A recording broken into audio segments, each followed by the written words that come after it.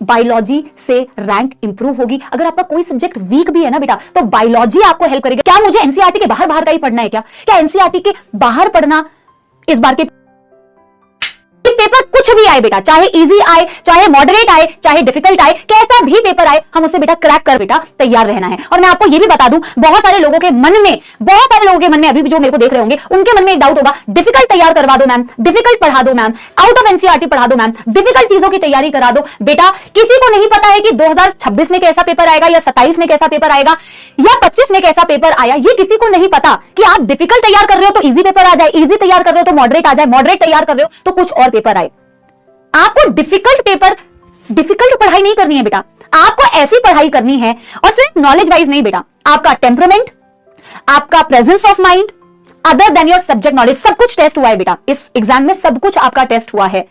आपको तैयारी इफेक्टिव करनी है बेटा, चाहे पेपर कैसा भी आए, आप उस पेपर को सही तरीके से अटेम्प्ट कर पाओ, आपको उसकी तैयारी करनी है। आप डेप्थ में अगर क्वेश्चन पूछे गए हैं उसको बेटा अटेम्प्ट कर पाओ, हमें उसकी तैयारी करनी है। हमें सब कुछ आउट ऑफ एनसीईआरटी पढ़ना है। क्या आउट ऑफ एनसीईआरटी पढ़ने से हमारा 2025 का पेपर क्रैक हो जाता, या आगे आने वाला 2026 क्रैक हो जाता? बेटा ये डाउट केटर करना भी मेरे लिए भी जरूरी है और आपके लिए भी जरूरी है ये चीज समझना, सो दैट बेटा आप वापस से उस मोड़ पे ना खड़े हुए और आप वापस से बेटा वो गलती ना करें।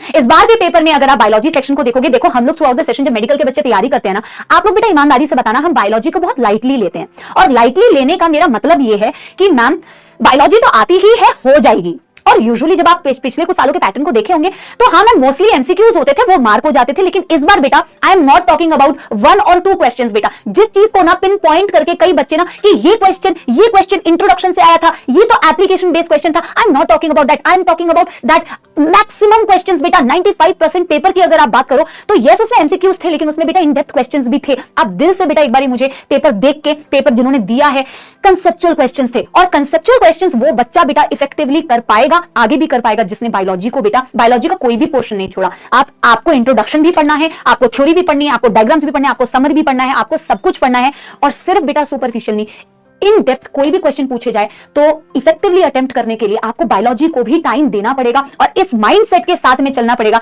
दैट किस माइंडसेट के साथ में चलना पड़ेगा कि ma'am biology will carry me to 600+ marks.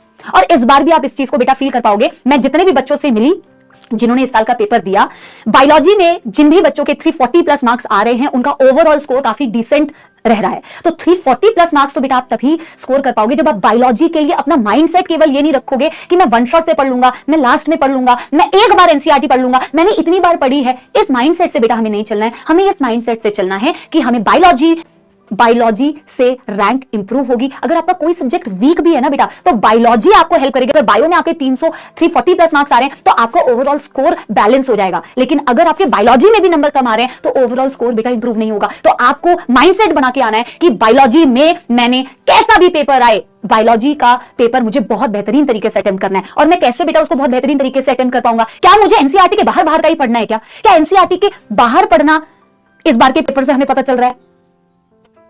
NCERT आप बेटा, मैं आपको बोल रही हूं, आप ये फील भी कर पाओगे, ठीक है? आप आगे ये देखोगे भी कि जब आप एनसीईआरटी को 3 से 4 बार रीड करते हैं खुद से, आपको हर बार बेटा कोई ना कोई ऐसी लाइन मिलेगी जो आपको लग रहा होगा कि आपने पहले पढ़ी है, बट अब आपको लग रहा था कि आपने बहुत अच्छे से पढ़ा है, बट हर बातों में कुछ नया मिलेगा। आपको इतनी इफेक्टिवली एनसीईआरटी की रीडिंग करनी है। और हम क्लास में बेटा, मैं पर्सनली खुद अपने क्लासेस में थ्योरी पढ़ाने के बाद एनसीईआरटी की रीडिंग कराती हूं, और उसका रीजन बेटा ये है कि आपको एनसीईआरटी का एक एक शब्द, और अब से बेटा हमें इंट्रोडक्टरी पार्ट, एनीवेयर कहीं से भी क्वेश्चन, एवरीथिंग बेटा किसी भी चीज को नहीं छोड़ना है।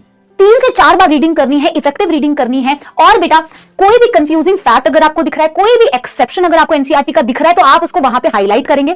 जितने भी डायग्राम्स, क्योंकि डायग्राम बेस्ड क्वेश्चंस भी आए हैं, जितने भी डायग्राम्स बेटा आपको पढ़ने हैं बायोलॉजी के केस में खास करके, उनको क्वेश्चंस में कन्वर्ट कर दो। अगर कोई लेबल किया हुआ तो आपको पूछना है ये यहाँ पे क्यों दिया हुआ है, इसका मतलब यहाँ पे क्या है, कर दो। एनसीईआरटी को ही बेटा इफेक्टिवली कंसेप्चुअली इन डेप्थ पढ़ना है हमें, आपको तैयारी रेलेवेंट करनी है।